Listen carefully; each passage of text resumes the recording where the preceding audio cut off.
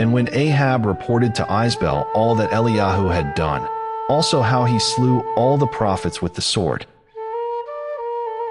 Isabel sent a messenger to Eliyahu, saying, "So let the mighty ones do to me and more also, if I do not make your life as the life of one of them by tomorrow about this time."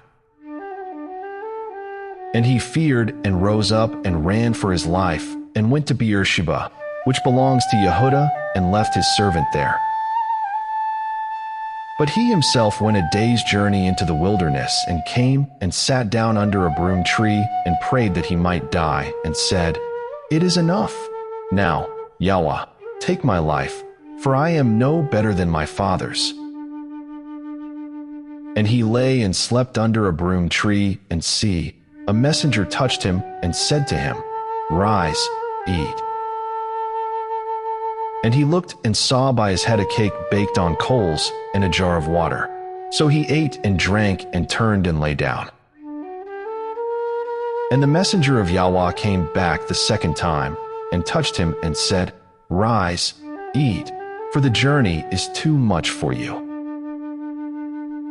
And he rose up and ate and drank and went in the strength of that food 40 days and 40 nights as far as Horeb, the mountain of Elohim. And there he went into a cave and spent the night there. And see, the word of Yahweh came to him and said to him, "What are you doing here, Eliyahu?" And he said, "I have been very jealous for Yahweh Elohim of hosts, for the children of Yisrael have forsaken your covenant. They have thrown down your altars, and they have slain your prophets with the sword, and I am left, I alone, and they seek my life to take it." And he said, "Go out and stand on the mountain before Yahweh." And see, Yahweh passed by in a great and strong wind, tearing the mountains and breaking the rocks in pieces before Yahweh. Yahweh was not in the wind. And after the wind an earthquake. Yahweh was not in the earthquake. And after the earthquake a fire. Yahweh was not in the fire, and after the fire a still small voice. And it came to be, when Eliyahu heard it, that he wrapped his face in his robe and went out and stood at the cave opening. And see, a voice came to him and said, "What are you doing here, Eliyahu?"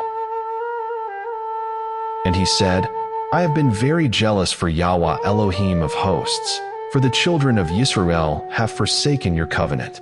They have thrown down your altars, and they have slain your prophets with the sword, and I am left, I alone, and they seek my life to take it."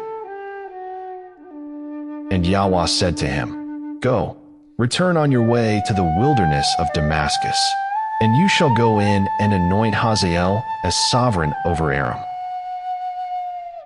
and anoint Jehu son of Nimshi as sovereign over Yisrael, and anoint Elisha son of Shaphat of Abel Maholah as prophet in your place.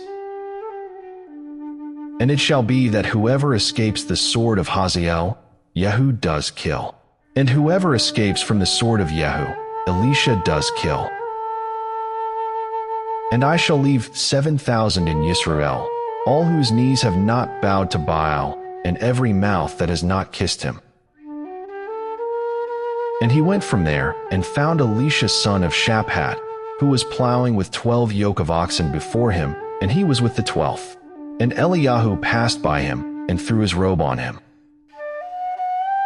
And he left the oxen and ran after Eliyahu and said, "Please let me kiss my father and my mother, and then I follow you." And he said to him, "Go, turn back, for what have I done to you?"